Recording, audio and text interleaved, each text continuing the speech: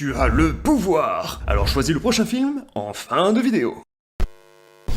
Redécouverte de l'histoire du petit bonhomme en bois, Guillermo del Toro nous offre ici sa vision de l'histoire de Pinocchio. Amoureux de ce conte, vous n'avez pas pu passer devant cet incroyable film d'animation en stop motion. Alors prenez votre sac à dos pour partir en direction de 5 faits sur ce film.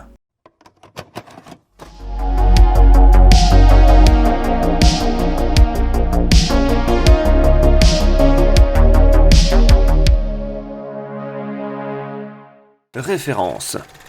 Depuis toujours, on peut associer Pinocchio au monstre de Frankenstein. Le lien a toujours été existant, mais dans une scène déchirante, Del Toro assombrit la création du petit bonhomme en bois, rappelant les premières heures du monstre de Frankenstein au cinéma. D'ailleurs, le réalisateur ajoute un peu plus d'histoire à Geppetto. Le fils, décédé de ce dernier, se voit être nommé Carlo, un hommage à Carlo Collodi Lorenzini, qui a écrit l'histoire originale de Pinocchio en 1883. Une histoire qui devait apprendre aux enfants à être plus sages. Contrairement à la plupart des versions de Pinocchio, qui ont eu lieu en Italie des années 1800, Guillermo del Toro a décidé de fixer cette version dans les années 1930, en Italie sous la domination de Mussolini, et du Parti national-socialiste fasciste. C'est la troisième fois que del Toro tourne un film lors d'un conflit politique réel, après L'échine du diable et Le labyrinthe de Pan, qui ont eu lieu pendant et après la guerre civile espagnole respectivement. D'ailleurs, Del Toro se permet de placer Palmen et le faune du labyrinthe de Pan dans les vitraux de l'église du film.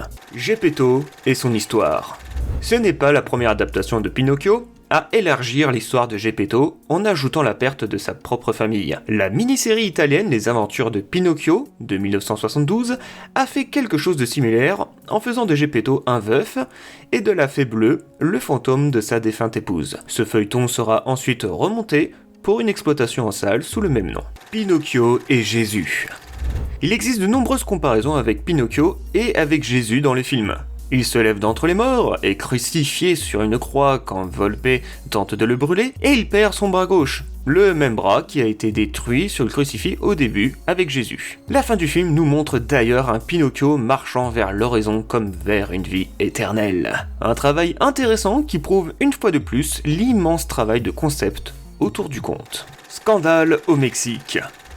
Bien qu'il s'agisse du pays d'origine du réalisateur, le film a d'abord été bloqué au Mexique après une interview dans laquelle il a déploré l'état du cinéma mexicain et le peu d'intérêt que les fonctionnaires mexicains ont donné aux nouveaux cinéastes et artistes en faveur de formules commerciales éprouvées par de grandes célébrités de grandes entreprises. Apparemment, et suite à cette déclaration, les productions mexicaines auraient boycotté cette adaptation de Pinocchio. Une étrange décision, voire même un peu extrême, mais le film a finalement été très limité dans quelques cinémas dans tout le pays.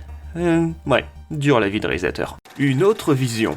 Dans les interviews, Guillermo del Toro a déclaré que dans sa vision, le nez de Pinocchio ne s'allonge pas seulement quand il ment, mais quand il n'est pas fidèle à lui-même. Cela ajoute une interprétation intrigante à la façon dont son nez grandit organiquement. C'est une indication visuelle que sa prise sur sa personnalité s'estompe et qu'il risque de revenir aux matériaux de base d'où il est venu. Il est également thématique, lié à l'œuvre la plus connue de l'écrivain Patrick McHale, Over the Garden Well, qui se termine également par un enfant qui se transforme progressivement en arbre parce qu'il croit qu'il est mauvais.